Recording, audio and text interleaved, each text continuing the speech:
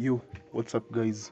Roy here, and today I'm gonna show you how I made this Buruklyn Boyz album cover real quick, bro. So the first thing is I switched off all the layers and set a gradient to the background.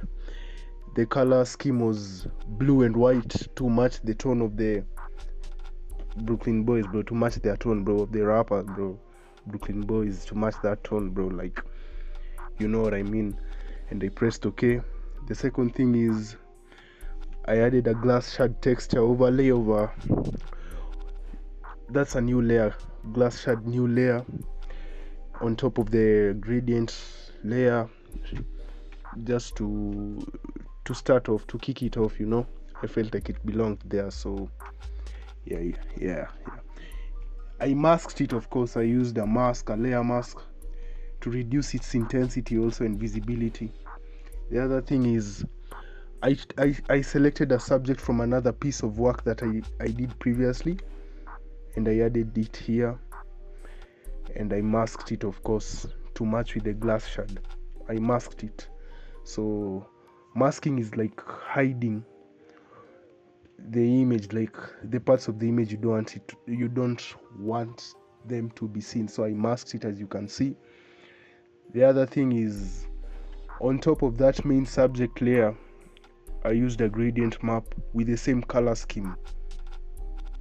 Yeah, so as you can see, I'm narrating over this shit, bro. Like, I'm narrating over what I did, bro. Like, just to tell you, just to show you what I did. So these other layers that you're seeing me going over them, they're not really relevant, because I literally imported this layer from another work. So the next thing is, of course, gradient map. I clipped it onto that selection. I also used this shadow 1, shadow left 2 color fields layer, but they are not relevant to this. They are not really relevant to this work.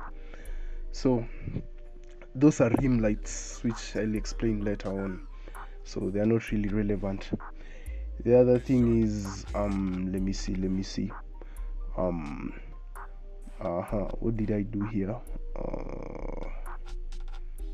Let me see what I did. Yeah, there was another layer, another selection layer, that background copy layer. It was another selection layer. I also added it, and of course I clipped it. I clipped a curves layer. I clipped a cloud. Oh my goodness, bro! I clipped a curves layer onto it. This I did not do this here. I did it in another work, so it was just simply me importing that shit over here, bro. Like, easy peasy, bro. I also clipped a levels layer onto it, just to enhance it, bro. Like, to enhance the highlights and the shadows. You know what levels layer do, bro? Like, that's basic, bro, for you. So yeah, the next thing is I enabled that visibility on. The other thing is let's see. I think I added a cloud brush over there, but it's not really necessary for us, you know, for this work.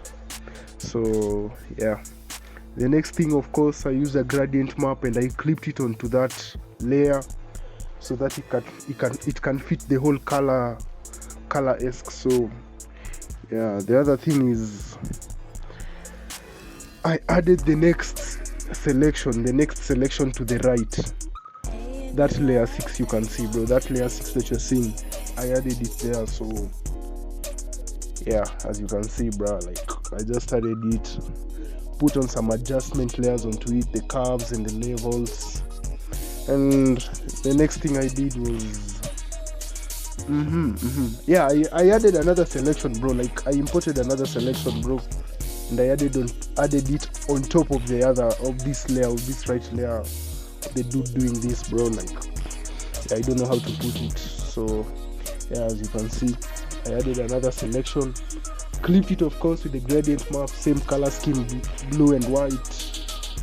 And then I decided to take a stock photo of Nairobi city, and I added it onto the work.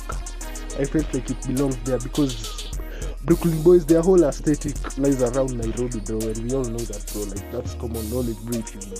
If you're in Kenya, that's common knowledge, bro. I also used a gradient map on it. I applied threshold to it.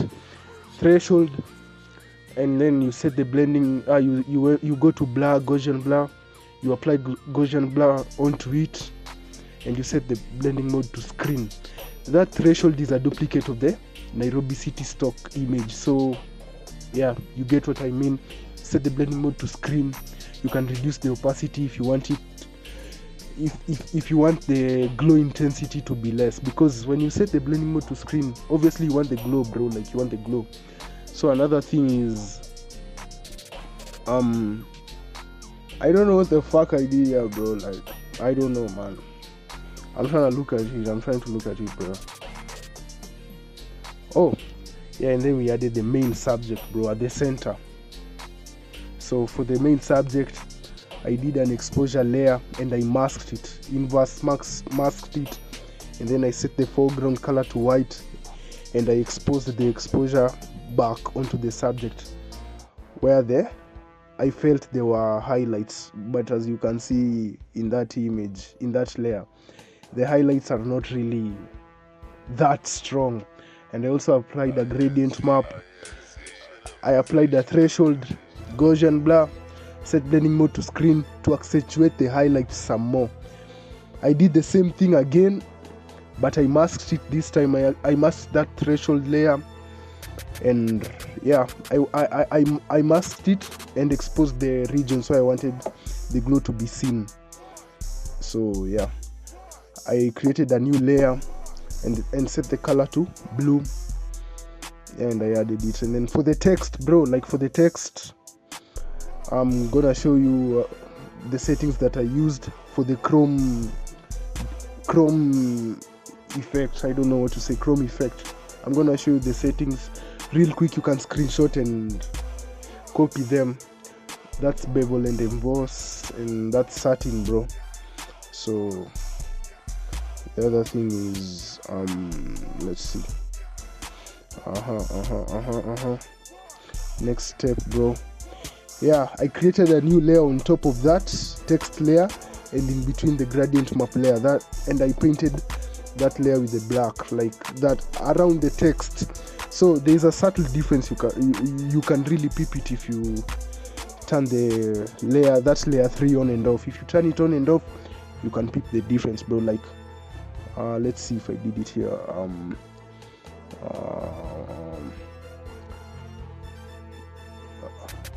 So that's a before, that's the before, and that's the after. So you can see the difference over there.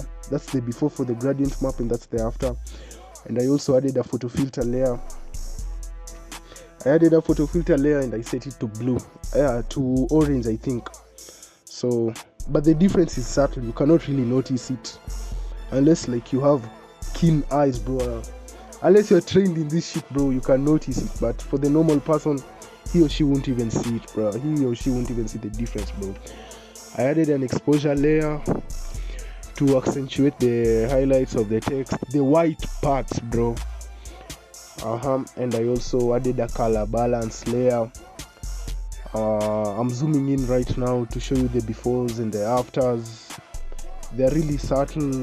You cannot really see them unless you pay attention, bro. Unless you pay attention. So yeah, I created another threshold layer for the glow. Set the blur to Gaussian and blending mode to screen. You know the drill, bro. And then the next thing I did is I took the Buruklyn Boyz logo. These guys have a logo, bro. So I set it onto the left. I set it on the left side of the cover art, bro. Yeah, so as you can see here, I want to zoom it real quick. Yeah, it's there. You can peep it. You can see it, bro. Like, yeah, it's the logo, bro. Like, I felt it was necessary for it to be there, bro. And the other thing, parental advisory image, always the parental advisory logo, it's always on a cover art. Many cover arts for rappers, like, because you know they use vulgar language, etc. You know the drill, bro. It's not something new. I added another glass overlay, and I set the blending mode to screen, and I masked it. That's the before, and that's the after. I masked it to reduce the intensity and the regions, and I also masked it to display the regions where I wanted it to be around. So, and I wanted it to be around the edges and leave alone the subject, since the main subject is our focus. The dude doing the money spread, bro, the dude being the money spread. I also added some more shards. Oh, and I also duplicated the overlay, added some more shards, but I added them manually using ice glass brushes. I don't know if that's the name. Ice brushes, bro. Ice shards brushes, bro. Yeah, and I applied them, but I used the one with the 125 size, because it looked more realistic, like it looked more of a glass and less cartoonish, So I applied it all around the subject, but I also masked it and reduced its intensity. I added a texture.